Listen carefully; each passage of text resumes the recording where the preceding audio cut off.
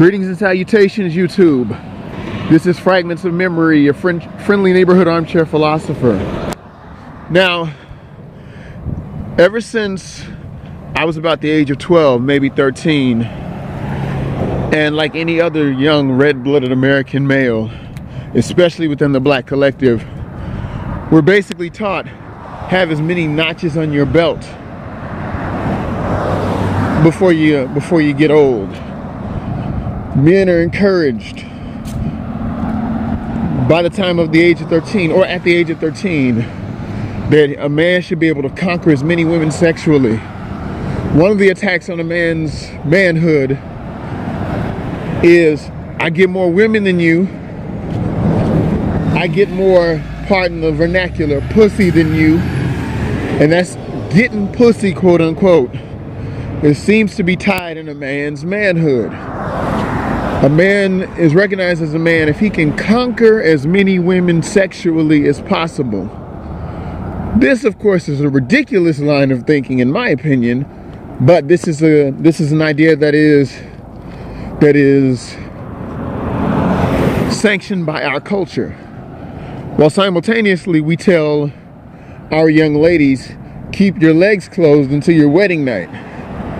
So men, go out here and just frolicking through as many women as you can, but women, stay pure until your wedding night. That's not gonna work, because who are men having sex with but women?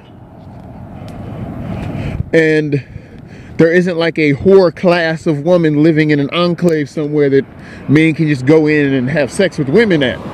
No, there isn't. Or maybe if you're talking the Bunny Ranch in Las Vegas, Nevada, but that's another story. What I like to refer to is,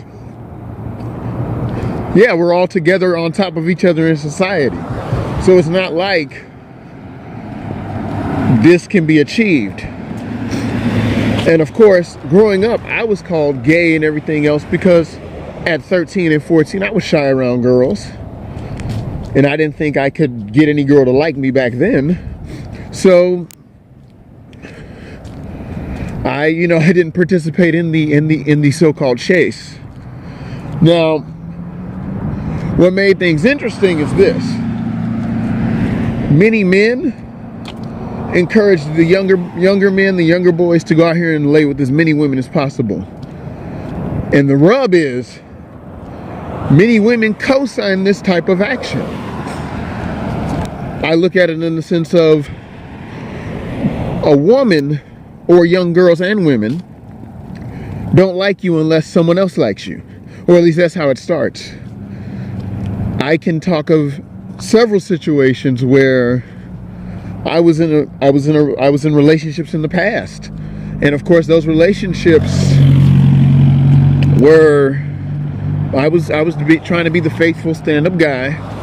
And I remember encountering women that knew I was in a relationship but would still try to make a play for me. Or women tended to be more at ease with me when I was involved in a relationship as opposed to when I was single and going through the so-called drought. One of the things I peeped was many a woman has dealt with a guy that is promiscuous. And she knows he's promiscuous. He has a reputation for being promiscuous. And yet, because of his knowledge of how to speak to women, how to woo women, how to wow women, that woman will still mess with that guy, even though he doesn't seem to be on the up and up. And the very same women that co-sign a man's promiscuity also end up saying, why can't these guys be loyal? So I'm just very fascinated at the paradox of that particular statement. We laugh at the 40-year-old virgin. That's another thing. Or the 40-year-old male virgin. Yet we expect the female virgin to be a virgin until her wedding night. And I've said that before, but I think it bears repeating again.